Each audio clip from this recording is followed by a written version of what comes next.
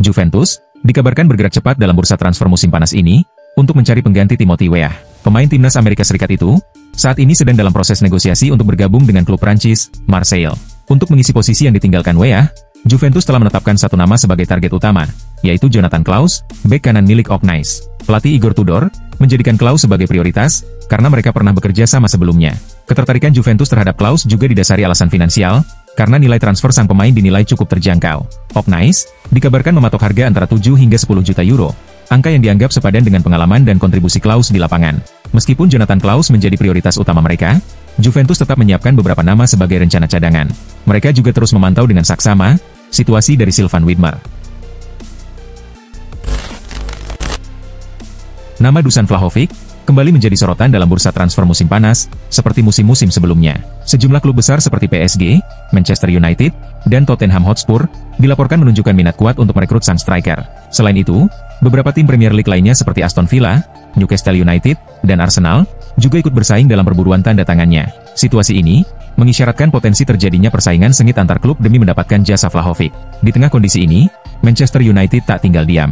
Menurut laporan dari Kaup Offside, klub tersebut telah memulai komunikasi awal dengan Juventus dan membawa pendekatan yang berbeda. Setan Merah disebut siap menyertakan Jadon Sancho dalam tawaran mereka untuk mempermudah proses transfer Vlahovic. Sancho sendiri diketahui memang sedang mencari klub baru di musim panas ini, sehingga skema ini berpotensi menjadi solusi yang saling menguntungkan bagi kedua klub. Kiprah Real Madrid di Piala Dunia antar klub FIFA 2025 berakhir pahit dengan kekalahan 4-0 dari PSG di semifinal. Hasil ini bukan hanya mengejutkan, tetapi juga menjadi penutup dari sebuah fase panjang penuh kerja keras, tekanan, dan pengorbanan bagi Jude Bellingham. Pertandingan tersebut sekaligus menjadi tonggak penting dalam karirnya, karena menandai penampilan ke-100-an gelandang muda untuk Real Madrid. Namun di balik momen bersejarah tersebut, perhatian publik dan media dengan cepat beralih pada kondisi fisiknya, terutama cedera bahu kiri yang telah mengganggunya selama berbulan-bulan terakhir. Bellingham diketahui telah berjuang dengan cedera tersebut sepanjang musim, dan meskipun tetap tampil impresif, rasa sakit yang dialaminya tak bisa diabaikan lagi. Akhirnya, keputusan berat pun diambil, ia akan menjalani operasi pada bahu kirinya. Setelah turnamen internasional berakhir, keputusan medis ini berdampak besar, sebab Bellingham dipastikan absen sampai awal tahun 2026.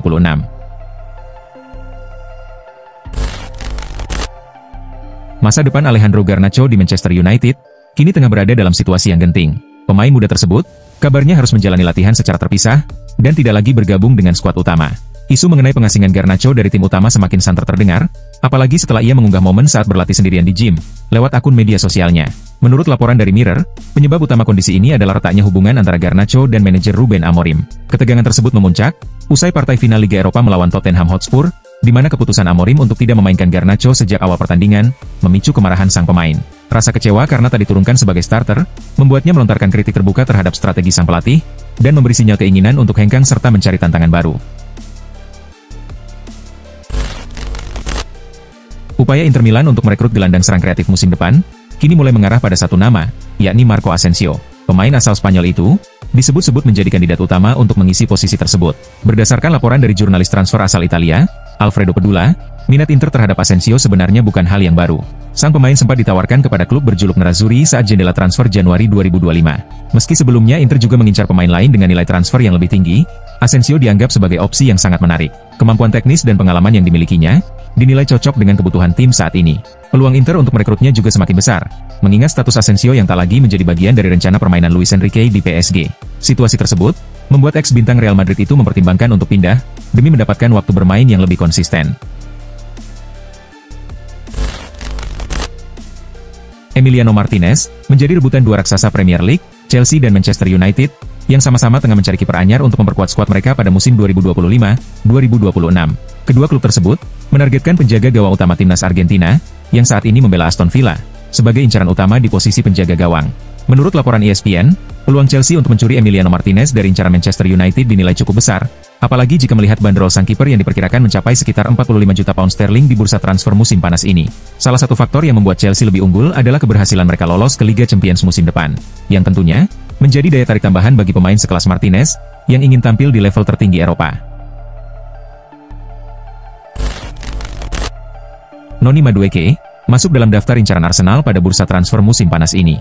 Ia dipersiapkan sebagai pelapis Bukayo Saka di posisi sayap kanan, namun juga memiliki fleksibilitas untuk dimainkan di sisi kiri. Arsenal pun bergerak cepat dengan memulai pembicaraan awal bersama sang pemain.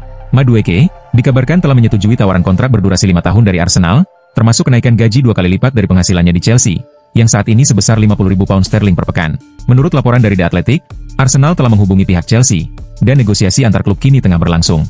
Arsenal disebut siap mengeluarkan dana sebesar 50 juta pound sterling untuk merekrut Madueke. Jika proses berjalan lancar, transfer ini diperkirakan akan selesai dalam beberapa hari mendatang, sehingga Madueke bisa segera bergabung dengan skuad Arsenal untuk mengikuti sesi pramusim. Liverpool belum menunjukkan tanda-tanda berhenti dalam aktivitas belanja pemain di bursa transfer musim panas 2025. Setelah menghabiskan hampir 200 juta pound sterling untuk merekrut nama-nama besar seperti Florian Wirtz dan Milos Kerkez, kini The Reds dikabarkan membidik satu lagi pemain muda berbakat dari Liga Italia. Pemain tersebut adalah Giovanni Leoni, bek tengah berusia 18 tahun yang saat ini membela Parma. Namun menurut laporan dari Talksport, Liverpool harus bersaing ketat dengan setidaknya 10 klub Premier League lainnya, yang juga tertarik mendatangkan Leoni. Minat besar dari banyak klub ini, menunjukkan bahwa Leoni bukanlah talenta biasa, meskipun usianya masih sangat muda. Kehadiran Leoni di Anfield pun dipandang bukan sekadar untuk menambah kedalaman skuad, melainkan bagian dari rencana jangka panjang klub. Banyak pengamat menilai bahwa langkah ini adalah upaya Liverpool mempersiapkan pengganti Virgil van Dijk yang kini berusia 34 tahun. AC Milan terus berupaya memperkuat sektor tengah menjelang bergulirnya musim 2025-2026, dan salah satu nama yang mencuat adalah Hardon Jashari dari klub Brugge, yang kini menjadi incaran utama. Milan menilai Jashari sebagai gelandang modern dengan kemampuan bermain yang serbaguna. Perekrutan ini menjadi bagian dari strategi jangka panjang yang menggabungkan pemain muda potensial dengan sosok berpengalaman. Jashari diyakini memiliki potensi untuk menjadi pilar masa depan di lini tengah rossoneri. Laporan dari Calcio Mercato menyebutkan bahwa Milan telah mengajukan penawaran resmi kepada klub Brugge untuk mendatangkan Jashari dengan nilai tawaran mencapai sekitar 35 juta euro. Namun hingga kini, Brugge belum memberikan tanggapan atas proposal tersebut. Sikap diam klub Brugge disebut berkaitan dengan keinginan mereka menaikkan harga jual. Mereka membidik angka hingga 40 juta euro agar bersedia membuka negosiasi. Arsenal akhirnya merampungkan salah satu manuver krusial mereka di bursa transfer musim panas 2025 dengan merekrut Christian Norgard dari Brentford. Gelandang berpengalaman asal Denmark tersebut didatangkan untuk memperkuat sektor tengah tim. Dalam pengumuman resmi yang dirilis melalui situs klub, Arsenal menyampaikan bahwa kesepakatan transfer dengan Brentford telah tercapai sepenuhnya. Meski nilai transfer tidak dipublikasikan, The Gunners memberikan konfirmasi mengenai nomor punggung yang akan dikenakan oleh Norgard. Gelandang berusia 31 tahun itu akan mengenakan jersey bernomor 16. Transfer ini diharapkan menambah kedalaman skuad Mikel Arteta dalam menghadapi musim yang padat, baik di kompetisi domestik maupun Eropa. Saat ini, proses kepindahan Norgard ke Emirates tinggal menunggu penyelesaian dokumen administratif dan pemeriksaan medis, sebelum ia resmi diperkenalkan sebagai pemain Arsenal. Randal Kolo Muani pertama kali merapat ke Juventus pada awal tahun 2025, lewat skema peminjaman berdurasi 6 bulan. Kehadirannya dimaksudkan untuk menambah kekuatan di lini depan Bianconeri pada paruh kedua musim tersebut. Seusai kiprah Juventus di ajang Piala Dunia antar klub 2025, muncul berbagai spekulasi mengenai masa depan Kolo Muani di klub. Belum ada kepastian apakah penyerang asal Prancis itu akan tetap bertahan atau dipulangkan.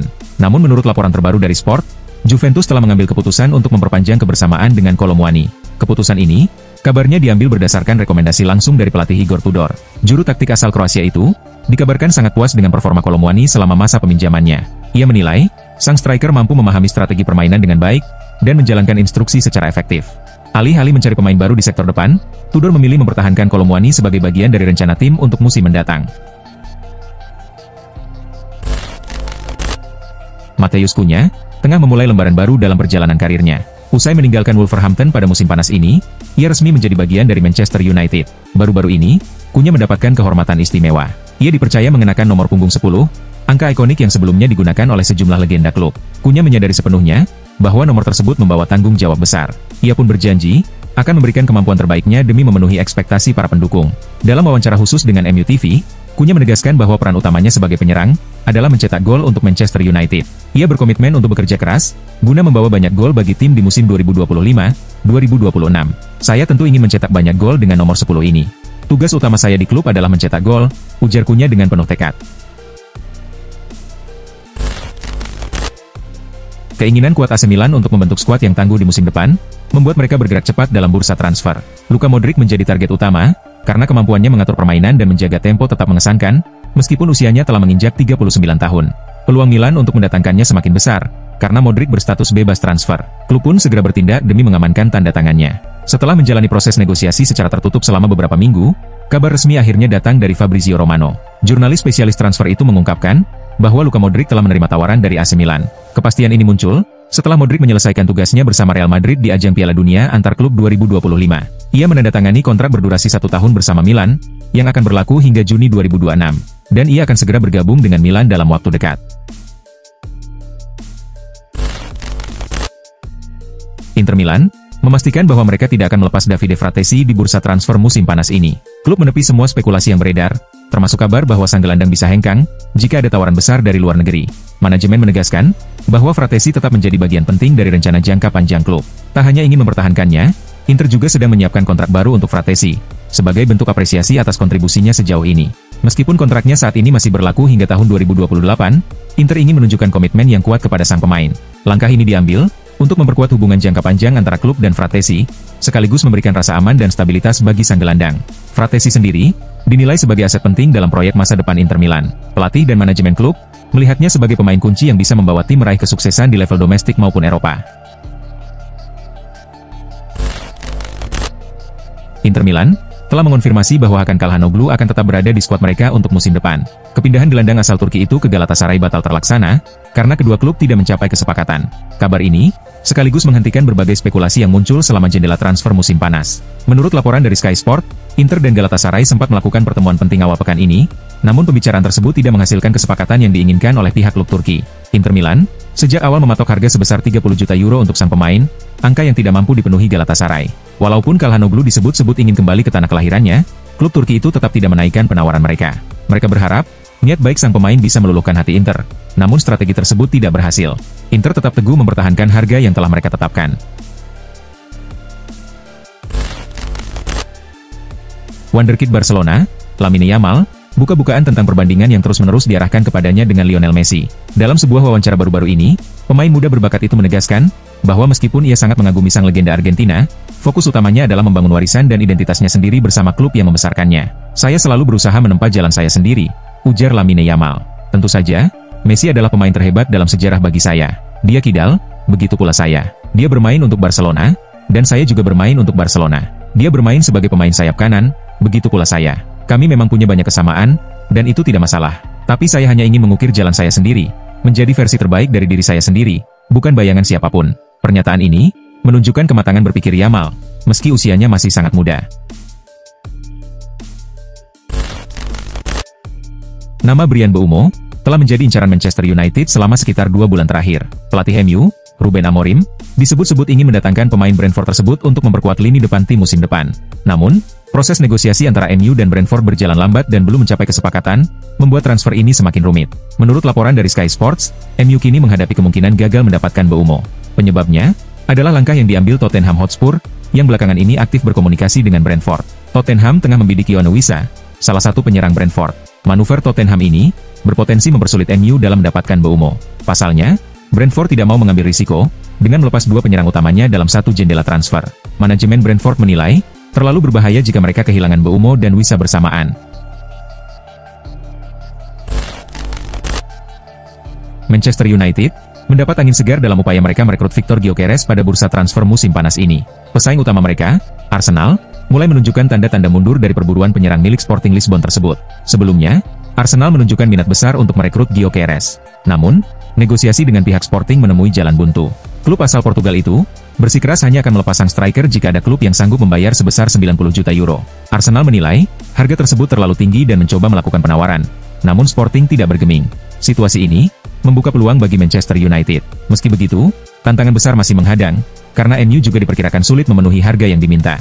Dengan demikian, perjalanan setan merah untuk merealisasikan transfer Gyökeres ke Old Trafford masih panjang.